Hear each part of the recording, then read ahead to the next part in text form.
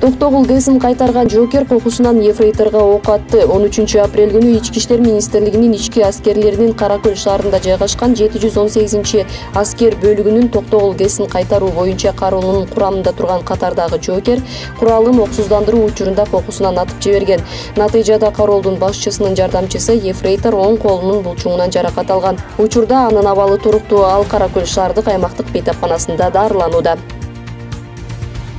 Мамлекетке чыккынчылык кылууга шектүү катары кармалган 2 адамдын биринин аты жөнү Марат Казакбаев экенин 14 апрелде улуттук коопсуздук боюнча мамлекеттик комитети расмий билдирди. Кармалган экинчи адамдын аты жөнү ачыкталган жок. Шектүүлөр ыкчам тергөө иштеринин натыйжасында табылган далилдердин негизинде 13 апрелде кармалышкан. Сотко чейинки териштирүүнүн материалдары улуттук коопсуздукка тиешеси бар болгондуктан иш купуялык негизде каралат. Эгер шектүүлөрдүн күнөөсү далилденсе, алар 10 жылга эркинен ажыратылышы мүмкүн. Териштирүү жазык кодексинин 307 мамлекетке чыккынчылык кылуу беренесинин 1 бөлүгүнүн негизинде жүрүп жатат. Атамекен партиясынын лидери Өмүрбек Текебаев менен саясатчы Дүйшөн Кулчотонов акталды. Бул боюнча чечим 1 май райондук соту тарабынан чыгарылды. Өмүрбек Текебаев журналисттердин суроолоруна жооп берип жатып, жакында партиянын жыйынын өтөрүн айтып, андан кийин алдыдагы пландардын такталарын билдирди. Эске салсак, 2017 жылы Өмүрбек Текебаев Мегаком боюнча жемкорлук беренеси менен айыпталып, 7 жылга соттолгон.